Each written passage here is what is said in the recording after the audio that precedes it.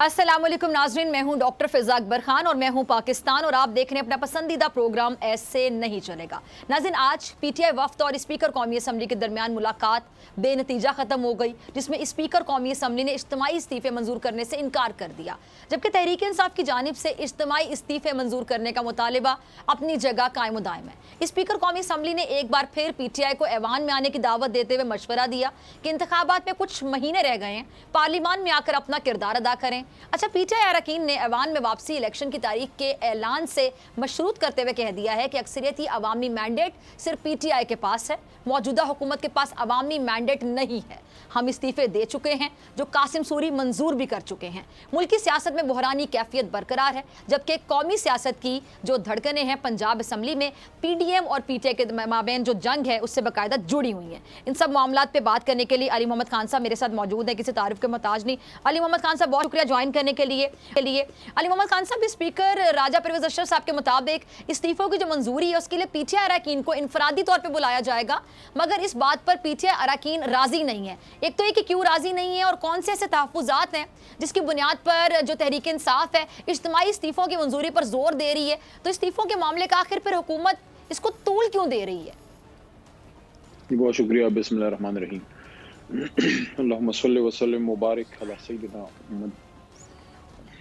इस्तीफे हमने इकट्ठे दिए थे और मोहतरम स्पीकर साहब आइन की एक खिलाफ वर्जी ऑलरेडी कर चुके हैं कि इस्तीफे कबूल किए गए डिप्टी स्पीकर साहब की तरफ से, और ज़ाहिर वो स्पीकर की बिहाफ पे ही बैठते हैं। डिप्टी स्पीकर जब भी बैठते हैं और शख्सियात अहम नहीं होती, कुर्सी वही रहती है। आज कोई और है, कल मैं पार्लियामेंट्री अफेयर्स मिनिस्टर था। अली मोहम्मद आज नहीं है, लेकिन पार्लियामेंट्री अफेयर्स मिनिस्ट्री पाकिस्तान की है और सदा सलामत रहेगी इंशाल्लाह। तो जो स्पीकर के चेयर पे कोई फैसले होते हैं, जैसे जब इमरान खान साहब वज़ीर आज़म बने तो हमने उन गलत फैसलों को भी जो वज़ीर आज़म नवाज शरीफ साहब के दौर में लिए गए, जो मुल्की मफाद में शायद नहीं थे, लेकिन जब रियासत कोई फैसला करती है, हुकूमत करती है, तो आने वाली हुकूमत उसको ऑनर करती है, क्योंकि आपकी सॉवरेन वारंटी होती है। इसी तरह से जब स्पीकर की कुर्सी से इस्तीफे कबूल हुए डिप्टी स्पीकर कासिम सूरी साहब की तरफ से, तो उसको ऑनर किया जाना चाहिए था, नंबर 1। उसको नहीं ऑनर किया। लेकिन उससे ज्यादा गलत काम जो वो ये है कि जो मोहतरम स्पीकर राजा परवेज अशरफ साहब ने जो 11 इस्तीफे कबूल किए, पहली बात तो ये हमने कबूल करने के लिए दिए थे सारों, लेकिन 123 में से 11 पिक करके बाकियों को रिजेक्ट किया। किस बुनियाद पे? आपने किस बुनियाद पे 11 इस्तीफे पिक किए कि इनको हमने, मेरा तो चलो समझ में आता है कि इसने आखिरी रात तकरीर की थी, मैं तो गुनहगार हूं, लेकिन बाकियों ने क्या गुनाह किया था? अच्छा, एक्सेप्ट करने तो फिर सबके करें जी। इस पे हम अदालत में गए थे। ठीक है, हमने, हमारी पार्टी ने इमरान खान साहब ने मीटिंग चेयर की और उस मीटिंग में असद उमर साहब हमारे जो सेक्रेटरी जनरल हैं, उन्होंने फिर वो सारी प्रोसीडिंग जो है आगे ड्राफ्टिंग को चेयर किया, और हमारे वकला ने जब ये ड्राफ्ट तैयार किया तो हम हाई कोर्ट चले गए पार्टी के बिहाफ पे कि 11 नहीं, हमने 123 कबूल कराने हैं, 11 को एक्सेप्ट करना बदनीयती की बुनियाद पे है।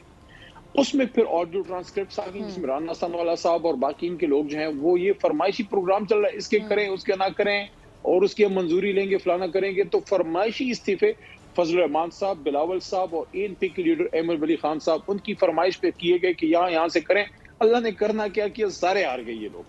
अच्छा, अब जो तोजी बनाई है मोहतरम स्पीकर साहब ने कि जनाब हैंड रिटन इस्तीफे चाहिए, बिल्कुल मैं भी एक्सेप्ट करता हूँ। आर्टिकल 64(1) है ऑफ पाकिस्तान के आइन का। आर्टिकल 64(1) पाबंद करता है कि आपने हैंड रिटन इस्तीफे जो है वो देने हैं।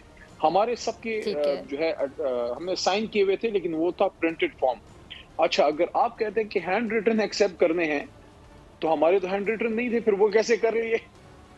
और फिर रूल 43 है रूल ऑफ प्रोसीजर का, उसमें प्रॉपर तरीकेकार मौजूद है।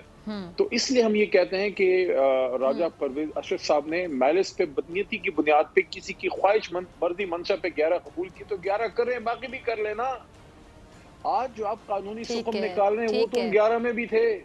असल में मसला इधर है, दिल के अंदर है, दिल में थोड़ा सा फतूर है, बाकी कोई मसला नहीं है। ठीक है। اچھا، یہ جو اسپیکر قومی اسمبلی نے ایک بار پھر سے پی ٹی آئی کو ایوان میں آنے کی جو دعوت دیتے ہوئے مشورہ دیا علی محمد خان صاحب کے، جی انتخابات میں کچھ مہینے رہ گئے ہیں تو لہٰذا پارلیمان میں آ کر اپنا کردار ادا کریں، تو تحریک انصاف کیا اس پر کوئی اسٹریٹجی بنا رہی ہے، کچھ سوچ رہی ہے کیا؟ جو آنے والے سال میں پی ٹی آئی کی ایوان میں واپسی بہت سے لوگ جاننا چاہ رہے ہیں کہ ممکن ہو سکتی ہے یا پھر بالکل بھی نہیں ہو سکتا، یہ آپ کے آپشنز میں ہے ہی نہیں؟ دیکھیں، سیاست میں ایک وے فارورڈ ہمیشہ رہتا ہے، لیکن اس اسمبلی میں اب بیٹھنا اس کا کوئی مقصد نہیں ہے، کیونکہ ایک آرٹیفیشل طریقے سے ایک الیکٹڈ گورنمنٹ کو باہر کیا گیا، باہر کی طاقتوں کی ایما پہ، اور اس کے بعد جان کے 11 استعفے قبول کیے کہ اگر یہ واپس بھی آئے تو یہ میجورٹی واپس کبھی نہ لے سکیں۔ تو ایک تو آپ نے یہ مینڈیٹ تحریک انصاف کا خراب کیا ہے، دوسری چیز یہ ہے کہ وہ ایک چیز میں ایک لیگیلٹی ہوتی ہے، اس میں ایک اخلاقی طاقت ہوتی ہے، اب اس اسمبلی میں وہ چیز رہی نہیں۔ یہاں پہ آ کے آپ نے کیا کرنا ہے؟ اگلے 3-4-5 مہینے بیٹھ کے آپ کیا کر لیں گے؟ اصل میں ان کے پاس تو وہ اخلاقی جواب بھی اب نہیں رہا، معیشت ان سے تباہ ہو گئی ہے، مہنگائی ان سے کنٹرول نہیں ہوئی، اور لا اینڈ آرڈر کی صورتحال آپ کے سامنے ہے کہ اسلام آباد بھی اب سیف نہیں ہے۔